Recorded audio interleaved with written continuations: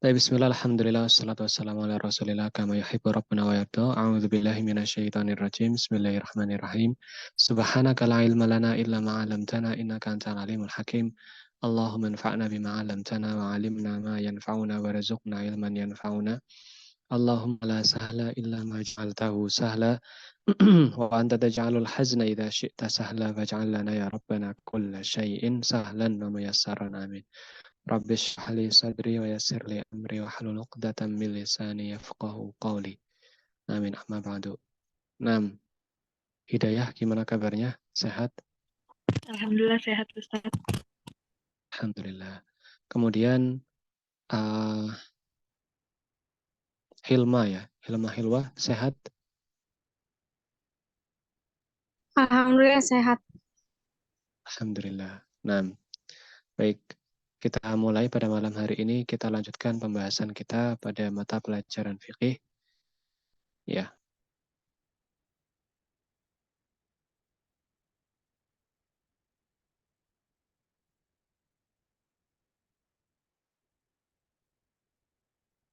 baik. Terakhir sampai mana kalau boleh tahu?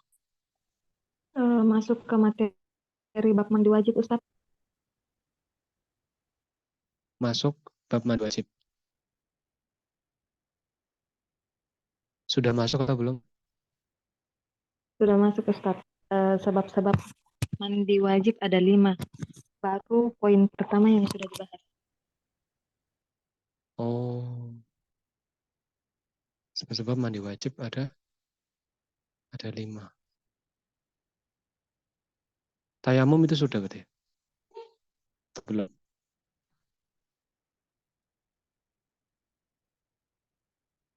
Tayamum sudah? Belum ya? Tayamum belum Ustaz. Belum. Sebab-sebab mandi wajib.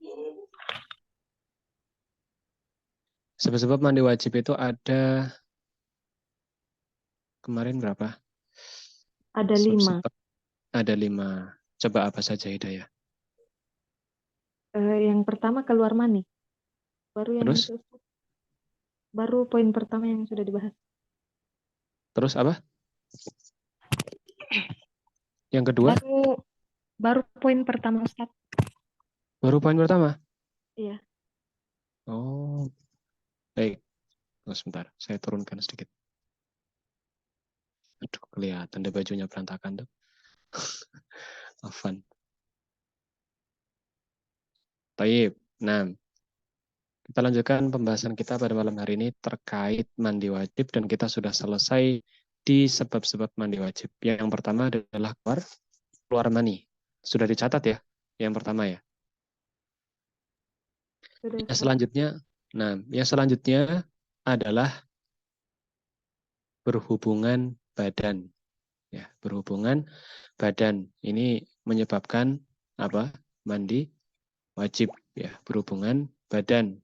Ya, berhubungan badan ini menyebabkan mandi wajib ya. Dan ini tidak harus sampai keluar mani. Intinya seseorang berhubungan badan, maka dia sudah wajib untuk mandi ya setelah berhubungan badan. Nah, kalau dia tidak mandi maka tidak boleh sholat dulu. Dan berhubungan badan ini adalah ketika apa namanya? Afwan ya, mungkin agak sensitif bahasanya, tapi ini fikih. Ini harus jelas dijelaskan namanya. Jadi berhubungan badan itu adalah ketika kemaluan masuk ke kemaluan, seperti itu. Ya, itu wajib mandi. Kalau tidak sampai masuk maka tidak. Kalau tidak sampai masuk maka tidak. Misal hanya suami istri misalnya. Suami istri itu hanya berpelukan atau hanya berciuman saja, maka tidak wajib mandi. Tapi kalau sudah apa namanya? Kemaluannya itu masuk ya sang suami ke istrinya, maka dia sudah terkena hadas besar meskipun belum keluar mani, ya belum klimaks istilahnya itu, tapi sudah harus mandi wajib seperti itu. Nah, kemudian yang selanjutnya hubungan badan. Taib. Bisa dipahami atau bingung malah? Bisa? Bisa, Ustaz. Alhamdulillah. Afan ya, kalau misal bahasanya agak sensitif, ya kita bukan maksud ngomong jorok atau pikirannya jadi kemana-mana, enggak. Tapi ini belajar fikih, ini belajar fikih. Antum juga suatu saat ya pastikan mau bakal menikah gitu kan. Ya hidayah, hilma, nidaul husna, berarti kan suatu saat akan ada masa di mana antum itu akan menikah ya. Ini penting. Jadi penting, jadi harus dipelajari. Kemudian asalis ya, yang ketiga adalah khurujul damil haid, yaitu keluarnya darah haid. Ya, keluar darah haid. Ya, kapan saja keluar darah maka seseorang terkena hadas besar. Yajibu 'alal mar'ati an taghtasila ba'da intihai nuzuli damil haid 'alaiha. Nah, ketika sudah selesai haidnya sudah selesai, maka dia baru boleh mandi, ya baru boleh mandi wajib. Nah, tapi harus selesai dulu masa haidnya. Ya, kalau haidnya sudah selesai, dia sudah dibolehkan untuk diwajib. Nah, dan ini masing-masing perempuan ini berbeda-beda rentan waktunya. Ya, tidak selalunya sama. Kadang ada perempuan yang 1 pekan, ya. Mungkin ada yang lebih, ada yang 10 harian, ya. Ada yang 12 hari. Nah, ini ada yang 8 hari. Ini tentu beda-beda. Masing-masing perempuan itu beda-beda dan biasanya jauh lebih hafal. Ya, setiap perempuan itu jauh lebih hafal sendiri-sendiri masing-masing. Nah, di sini ada yang masih belum haid atau sudah haid semua? Sudah pernah haid semua? Paket B soalnya. Kalau paket C ya otomatis. Kalau Hidayah kan sudah ya, otomatis sudah nih Hidayah. Sudah bekerja, berarti sudah dewasa. Iya, Ustaz. Kalau Nida nggak ada sih. Ada ya. Nida sama Hilmah Hilwah, apakah sudah haid? Sudah pernah haid atau belum? Sudah. Sudah. Sudah, alhamdulillah. Nah, berarti sudah bisa diamalkan ya, mandi wajib itu ketika haid sudah selesai, masa haidnya sudah tidak keluar darahnya, maka dia wajib mandi. Nah, dan jam dulu itu malah ya, zaman dulu kan belum ada pembalut ya istilahnya ya. Nah, kalau zaman dulu itu bahkan perempuan itu sampai dilarang ke masjid ya, ke masjid. Bahkan mendekati masjid itu sudah tidak dibolehkan ya. Nah, kalau sekarang perempuan kajian sedang haid masih bisa di di terasnya atau mungkin di bagian luarnya itu masih dibolehkan ikut kajian. Tapi kalau yang dulu itu bahkan sampai suruh jauh-jauh dari masjid ya. Kalau sekarang selama perempuan itu dia bisa menjaga darah haidnya tidak tercecer kemana-mana, maka kalau misalnya ada tablik akbar misalnya, dia nggak apa-apa ikut hadir, ya. Kemudian dia duduk, ya yang penting dia tidak kalau afdolnya tidak masuk ke dalam masjid ya, bisa di area luarnya. Yang jelas dia harus menjaga kondisinya itu tidak sampai menyebabkan masjid itu kotor seperti itu. Karena najis ya, darah itu najis. Nah, dan perlu diketahui juga antum semua yang sudah terbiasa haid itu harap diingat-ingat. Ya, harap diingat-ingat kurun waktunya antum itu masing-masing itu berapa. Ya, karena perempuan itu beda-beda kan, seperti yang saya bilang tadi. Nah, itu antum harus paham. Ya, antum harus paham.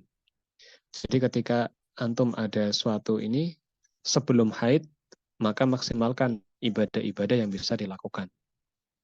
Ibadah-ibadah yang bisa dilakukan itu dimaksimalkan. Karena ketika haid, antum terhalang dari banyak ibadah. Terhalang dari banyak ibadah. Sholat, ya. Kemudian ibadah-ibadah yang lain, misalnya menyentuh mushaf, ya. Menyentuh mushaf yang full Arab, ya. Itu tidak dibolehkan. Nah, kemudian puasa itu juga tidak dibolehkan. Makanya sebelum haid, ya, itu dimaksimalkan.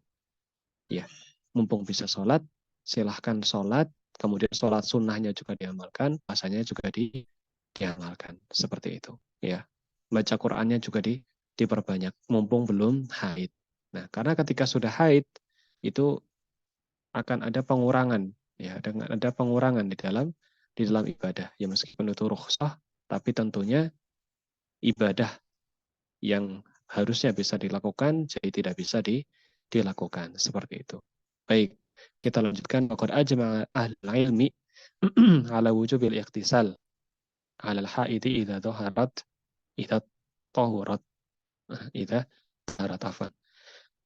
Dan ahli ilmu telah bersepakat akan wajibnya mandi apabila seorang yang haid itu sudah suci. Ya, ketika sudah suci baru dia melakukan mandi wajib. Nah, seperti itu. Yang keempat adalah keluarnya darah nifas. Keluarnya darah nifas. Yang keempat, keluarnya darah nifas.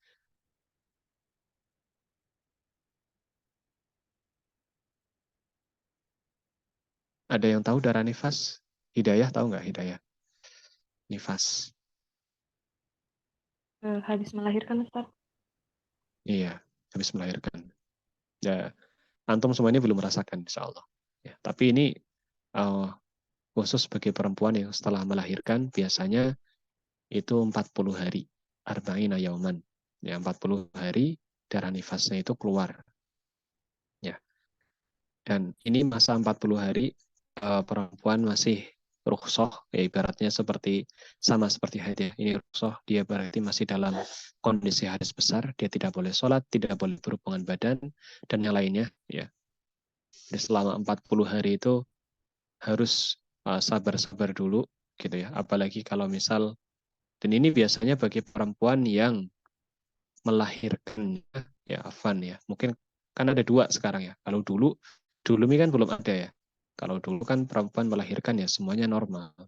Semuanya normal. Kalau sekarang ada dua metode. Ada normal, ada sesar. Ya. Ada normal, ada sesar. Normal itu ya berarti dengan tekanan ya, tekanan otot perut ya, dikeluarkan, atau sesar itu ya perutnya dibedah, kemudian diambil bayinya terus dijahit lagi seperti itu.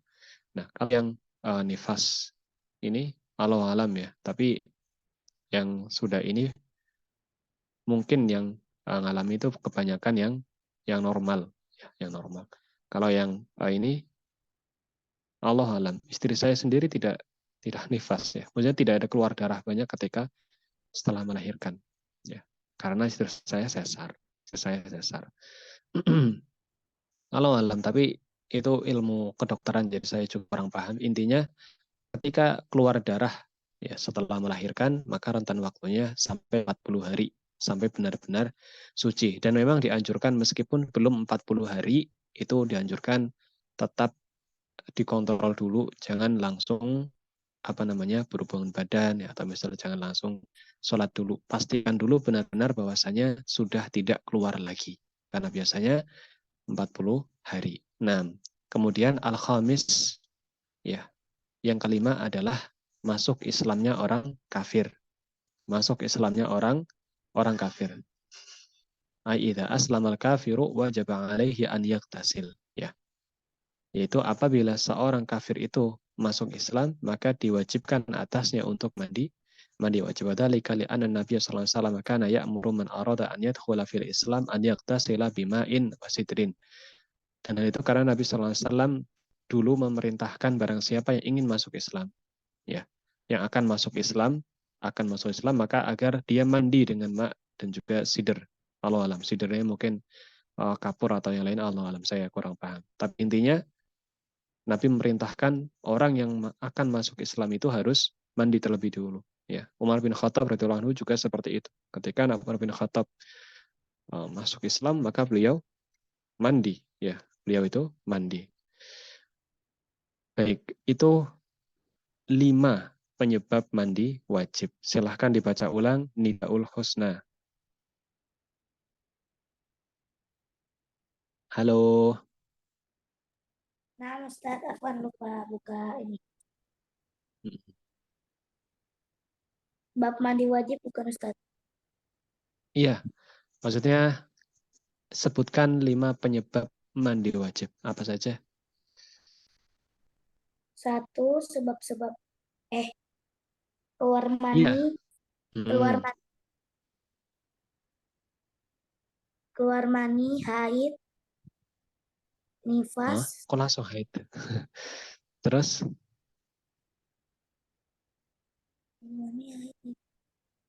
ayo ada yang kelewat.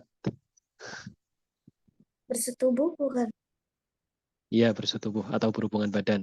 Betul. hubungan badan. Mm-mm. Kemudian yang terakhir apa? Barusan yang terakhir apa? Orang kak apa ya? Lah, Mana sih? Apa Ustaz anak tidak mencatat? waduh. Coba Hilwa, coba dibaca ulang. Penyebab mandi wajib apa saja? Bisa open mic? Hilwa, bisa open mic? Salah satu silahkan. Yang kelimanya belum Ustaz, Dari awal. putus-putus. Yang pertama apa?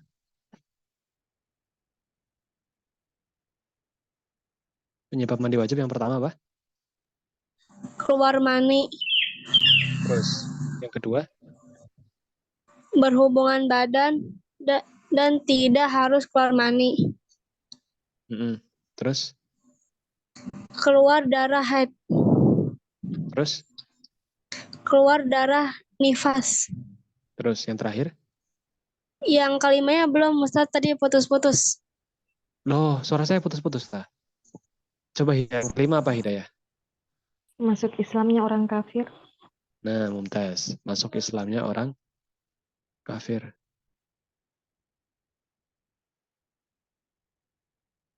Masuk Islamnya orang kafir. Itu yang kelima. Silakan dicatat Nidaul Husna dan juga Hilma. Yang kelima adalah masuk Islamnya orang kafir. Nah, suara saya putus-putus lah. Mungkin jaringan Ustaz. Tapi di tempat antum gimana? Suara saya jelas nggak? Jelas Ustaz. Jelas, alhamdulillah. Baik, kita lanjutkan. Nah, selanjutnya yaitu syarat sah mandi wajib. Syarat sah mandi wajib. Silakan dicatat syarat sah mandi wajib. Syarat sah mandi wajib yaitu ada 7. Ada 7 syarat sah mandi wajib. Yang pertama adalah inqita'u ma yujibuhu. Ay ma yujibul ghuslu fala yasihhu al-ghuslu athna'a fi'li syai'in min nawaqidihi ka athna'il haid masalan. Yaitu sudah habis masa hadas besarnya. Sudah habis masa hadas besarnya. Sudah habis masa hadas besarnya. Nah, sudah habis masa hadas besarnya. Itu yang pertama. Maksudnya bagaimana? Maksudnya seseorang itu sah mandi wajibnya kalau dia sudah berhenti dari hadas besar itu. Misal orang itu masih haid. Orang itu masih haid kemudian dia mandi wajib, ya tidak sah. Mandi wajibnya harus nunggu dia berhenti haid. Kalau dia sudah berhenti haid, ya baru dia mandi wajib, ya. Orang masih keluar darah nifas, dia mandi wajib, ya tidak bisa. Ya mandi wajibnya tidak sah. Jadi harus selesai dulu masa hadas besarnya. Sudah selesai, ya baru dia mandi wajib. Nah, Hidayah bisa dipahami? Bisa Ustaz. Alhamdulillah. Mudah insya Allah. Yang kedua adalah niat. Ya. Fala yasihhul ghusla biduni niyyah. Faman iktasala walam yanwi bi ghuslihi raf'al hadathi. Nah, raf'al janabati lam yasih ghuslahu. Nah, ini penting. Niat ini penting ya. Barang siapa yang mandi kemudian dia tidak niat untuk mandi wajib, maka dia tidak sah mandi wajibnya itu. Karena dia tidak berniat dari awal untuk mandi wajib. Saya kasih gambaran, misal ya, ini misal saja. misal Hidayah misalnya. Hidayah selesai haid. Kemudian dia sudah selesai masa haid, ya kan? Berarti syarat sah yang pertama ini sudah lolos. Kemudian dia langsung masuk kamar mandi, dia mandi. Selesai, udah pakai sabun, udah pakai sampo, sudah bersih semua. Kemudian dia keluar kamar mandi, dia baru ingat, oh, saya tadi sebelum mandi saya nggak niat buat menyucikan saya dari hadas besar. Padahal saya sudah selesai mandi. Nah, maka bagaimana? Maka mandi yang tadi tidak terhitung sebagai mandi wajib, meskipun sudah bersih. Dia harus mengulang mandinya, ya. Tidak harus pakai sampo, harus pakai sabun, enggak. Karena kan sudah bersih, ya tinggal diguyur-guyur saja. Kemudian kumur-kumur dan istinsyak. Nah, dia harus mengulang masuk kamar mandi ya dengan niat dalam hati saya yang saya akan masuk lagi, kemudian saya akan niatkan yang mandi ini untuk mengangkat hadas besar. Seperti itu. Ya. Ini penting. Jadi ketika seseorang masuk kamar mandi dan mandi, kemudian dia selesai, kalau dia tidak berniat untuk menyucikan diri dari hadas besar, ya untuk mengangkat janabah, maka dia tidak terhitung sebagai mandi wajib. Meskipun sudah bersih. Makanya penting sebelum masuk kamar mandi, kita niat dulu. Ya, kita niat dulu, saya akan mandi wajib. Saya akan mandi wajib. Seperti itu. Paham? Tidak paham nggak? Paham, Ustaz. Alhamdulillah. Syarat yang ketiga, Islam. Syarat yang ketiga, Islam. Ay la yasihhul ghusla min kafir. Yaitu la yasihhul ghuslu. La yasihhul ghuslu min kafir. Yaitu mandi wajib itu tidak sah dari orang kafir. Dari orang kafir. Orang kafir mau niat mandi wajib ya tidak sah. Ya, kecuali dia sudah syahadat dulu. Sudah niat masuk Islam. Ya, sudah masuk Islam baru dia mandi wajib. Ya, itu baru sah. Kemudian yang keempat adalah berakal. Yang keempat adalah berakal. Yang keempat berakal. Kembali ke yang ketiga dulu, ya bahwasanya orang kafir itu tidak hanya mandi wajib. Seluruh amalan ibadah itu tidak bisa diterima atau dicatat sebagai ibadah. Misal ada pembangunan masjid, kemudian membutuhkan dana katakanlah 50 juta misalnya. Ada orang kafir kaya misalnya, dia sedekah ke masjid. Tapi kafir memang, non-muslim. Dia sedekah ke masjid itu dengan nilai nominal 40 juta misalnya. Apakah tercatat sebagai sedekah? Jawabannya tidak. Ya, karena yang tercatat sebagai ibadah hanya orang Islam. Kalau orang kafir maka tidak tercatat ibadahnya di sisi Allah Subhanahu wa taala. Yang keempat tadi adalah berakal. Berarti orang yang gila itu mandi wajibnya tidak sah. Ya, orang yang gila mandi wajibnya tidak sah. Kemudian yang kelima adalah tamyiz. Yang kelima tamyiz. Tamyiz. Hidayah. Apa itu tamyiz? Apa Apa Ustaz? tamyiz? Tamyiz itu apa? Tamyiz. Dengar nggak kata tamyiz? Pernah dengar Ustaz tapi lupa. Lupa. Ingat-ingat Iya. kalau lupa. Kalau lupa berarti pernah tahu. Ingat-ingat.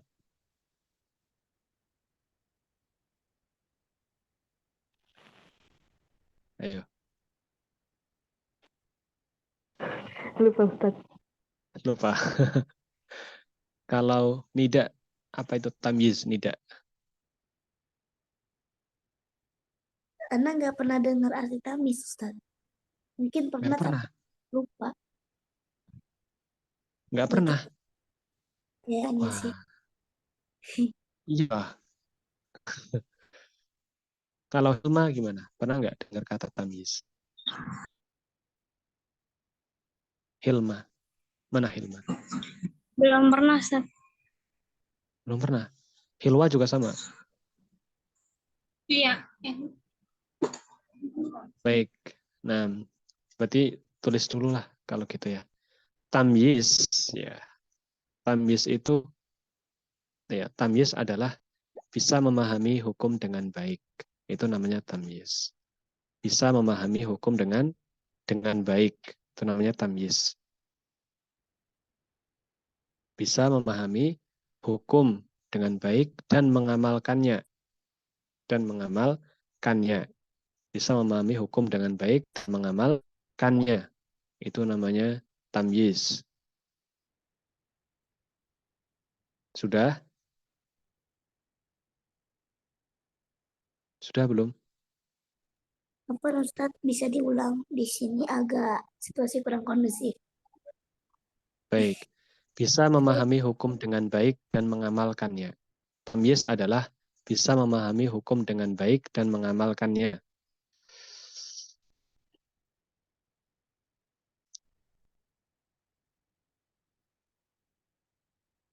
Sudah? Sudah Ustadz. Sudah belum? Sudah. Koma, serta bisa membedakan antara kebiasaan dan ibadah. Serta bisa membedakan antara kebiasaan dan ibadah. Serta bisa membedakan antara kebiasaan dan ibadah.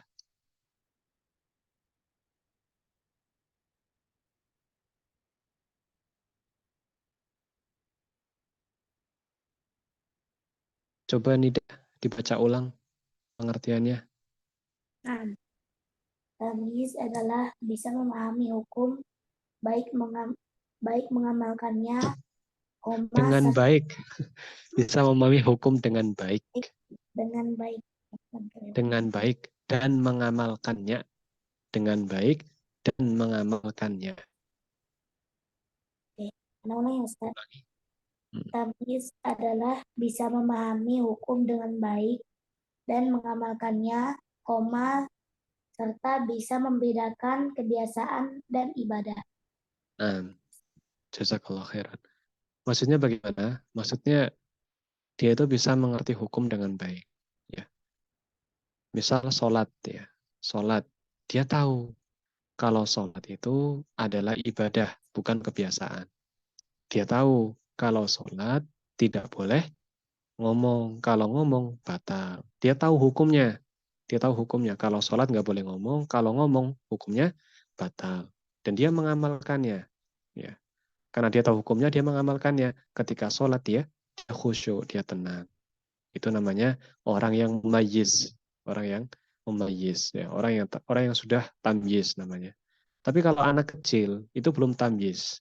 Dia belum tahu kalau sholat itu ibadah. Taunya wis kumpul sama teman-teman di masjid, gitu kan. Pas imamnya takbir, dia lari-larian. Ya, sebentar dia lari-larian. Karena dia belum paham kalau itu adalah ibadah. Dia tahunya ya itu sekedar kumpul-kumpul saja, main-main gitu kan. Dia tidak tahu kalau misal sholat itu ada rukun-rukunnya, ada syarat sahnya, ada pembatal-pembatalnya. Dia masih belum paham, belum bisa memahami hukum. Itu namanya belum tamyiz. Belum tamyiz. Jadi anak kecil itu masih belum tamyiz. Tapi kalau sudah bisa mengerti hukum, bisa menerapkannya, ya paham ini ibadah bukan kebiasaan, bisa membedakan, maka dia berarti sudah tamyiz, sudah mumayyiz. Kemudian kita selesaikan dulu ya syarat sahnya.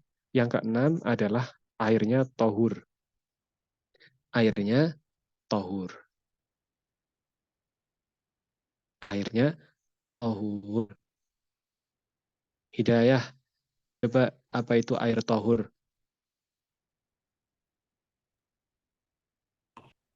Air yang suci, Ustaz. Air yang suci dan tidak tercampur apapun. Air yang suci dan tidak tercampur apapun. Ya, serta bisa digunakan untuk bersuci. Bersuci. Air yang tohur adalah air yang suci dan tidak tercampur dengan apapun. Ya. Serta bisa digunakan untuk bersuci. Itu namanya air tohur. Nah, dulu sudah kan ya? Sudah belum ini dulu? Air tohur, air tohir, air najis. Sudah, Ustaz. Sudah. Nah, harus lengkap catatannya. Nah, soalnya keluar lagi kan. Istilah yang kita sudah pernah belajar di awal-awal itu keluar lagi di bab selanjutnya. Nah, jadi kalau airnya nggak tohur, itu nggak bisa dipakai untuk mandi wajib. Ya. Contoh misal dalam kondisi tertentu ada orang yang dia itu camping. Tahu camping nggak? Tahu kemah. Tahu kemah. Misal orang itu dia camping di hutan di tepi sungai. Ya, kemudian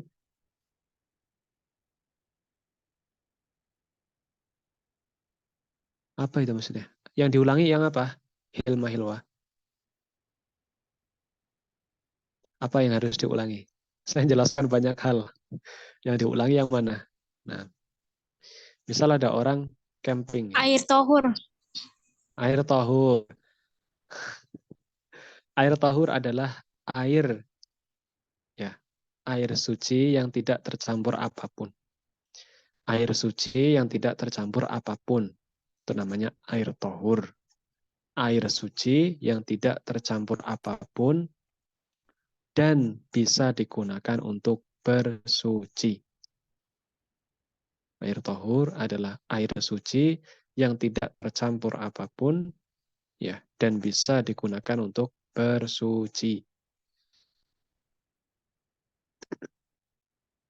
Mudahnya seperti itu. Tapi kalau misal secara ininya bisa juga diartikan air yang tetap, ya, air yang tetap secara zat. Bisa juga diartikan seperti itu. Air yang tetap secara zatnya. Itu juga tahur. Maksudnya gimana, Zat? Maksudnya dia nggak berubah, baik dari segi warnanya, baunya, atau rasanya. Dia nggak berubah. Jadi air yang tetap secara zatnya. Itu air tahur. Air yang tetap secara zatnya itu juga air tahur. Bisa diartikan seperti itu. Nah, jelas? Hilma, contohnya kayak mana? Contohnya air laut, air sumur, air hujan, yaitu air sungai, itu air tahur. Karena dia, nah, kenapa nih? Ya, terputus. Suara saya terputus-putus ya? Ha, Hidayah, suara saya terputus-putus ya? Ya, tidak Ustadz. Di jaringan Bisa dia. Ustaz. Oh, tidak ya. Air yang suci dan tidak tercampur apapun. Nah, dan bisa digunakan untuk bersuci. Atau bisa juga ya didefinisikan. Nah, tulis nih buat Hilma Hiwa. Atau bisa didefinisikan, ya, atau bisa didefinisikan sebagai air yang tetap secara zatnya. Dalam kurung tidak berubah bau, warna, dan rasanya. Nah, bisa pakai definisi yang kedua juga, yaitu air yang tetap secara zatnya, tidak berubah bau, warna, dan rasanya. Misal ada orang camping, dia camp atau kemah di hutan, ya, di hutan. Kemudian dia junub misalnya. Nah, nggak ada air kecuali airnya air sungai. Maka dia boleh langsung nyemplung ke sungai untuk niat mandi wajib karena airnya tohur. Langsung nyemplung maksudnya, kayak berenang gitu, nyemplung, kemudian di situ dia mandi, dibersihkan semuanya. Seperti itu boleh, ya itu boleh. Nah, itu kalau misal kondisinya tentu yang penting airnya apa? Tohur. Airnya tohur. Ini kuncinya. Kuncinya airnya tohur. Afwan, kok dicoret jadinya? Bukan dicoret harusnya. Tapi diblok. Ya. Nah, al-ma'u tahur. Kemudian yang ketujuh atau syarat sah mandi wajib yang terakhir adalah tidak ada penghalang. Tidak ada penghalang antara air dengan kulit. Tidak ada penghalang antara air dengan kulit. Ya, izalatu ma yamna'u wusulihi. Tidak ada penghalang antara air dengan kulit. Ya, jadi ketika mengguyur itu langsung ke kulit ya. Ya, telanjang maksudnya, dilepas bajunya seperti itu kalau mandi. Ya, jadi airnya itu langsung ke kulit seperti itu. Tidak ada apa namanya penghalangnya. Tidak ada penghalangnya. Baik, sini apakah bisa dipahami? Coba Salma. Nah, ya dilepas, jam mandi air ya dilepas ketika mandi. Dilepas, ya dilepas. Dilepas saja. Kenapa mandi pakai jam? Ya, dilepas saja, dilepas. Bukan masalah jamnya sebenarnya. Bukan masalah jamnya, tapi syarat sahnya itu adalah air itu menyentuh ke seluruh kulit. Seluruh kulit tubuh, bahkan sampai kumur-kumur dan istinsak pun itu jadi wajib ya. Seperti itu. Dia harus dibersihkan. Airnya itu rata ya. Airnya itu rata, merata ke seluruh badan. Nah, kemudian rukun mandi wajib ya. Antum tulis rukun mandi wajib itu hanya satu. Ya. Rukun mandi wajib itu hanya satu, yaitu meratakan air ke seluruh tubuh. Meratakan air ke seluruh tubuh, termasuk di dalamnya kumur-kumur dan istinsyak. Termasuk di dalamnya kumur-kumur dan istinsyak. Apa itu istinsyak? Hidayah. Memasukkan air ke dalam hidung, Ustaz. Mumtaz. Nah, rukun mandi wajib itu satu, yaitu meratakan air ke seluruh tubuh, termasuk di dalamnya kumur-kumur dan istinsyak, serta berniat mengangkat hadas besar. Serta berniat mengangkat hadas besar. Tulis, serta berniat mengangkat hadas besar. Nah, serta berniat mengangkat hadas besar. Itu rukun mandi wajib. Nah, baik, direkap saja. Mulai dari syarat sah mandi wajib. Hilma, tafadhol, syarat sah mandi wajib. Dibacakan.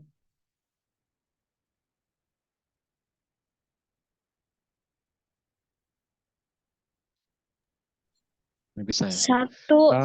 Satu sudah habis masa satu sudah habis masa hadas besarnya. 2. Niat. 3. Islam. 4. Berakal. 5. Tamyiz. 6. Air tohur. Airnya 7. tohur. Airnya tohur. 7. Tidak ada penghalang antara air dengan kulit. Nah, mumtaz. Terus Hidayah bisa diulangi rukun mandi wajib.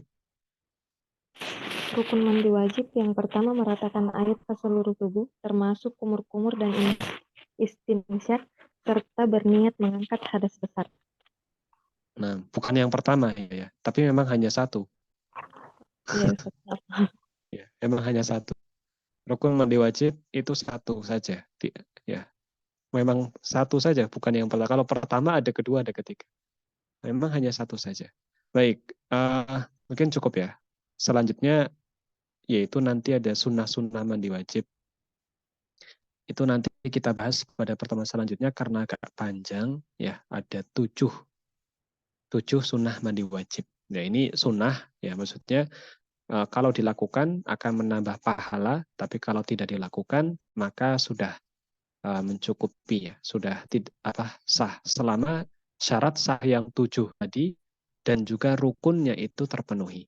Syarat sah mandi wajib dan rukun mandi wajib terpenuhi, maka dia sudah sah. Ya. Sementara yang sunnah-sunnah ini adalah tambahan. Ya, yang kalau dilakukan maka akan lebih afdol lagi. Lebih afdol lagi. Baik, sebelum ditutup ada pertanyaan? Hilma, ada pertanyaan Hilma?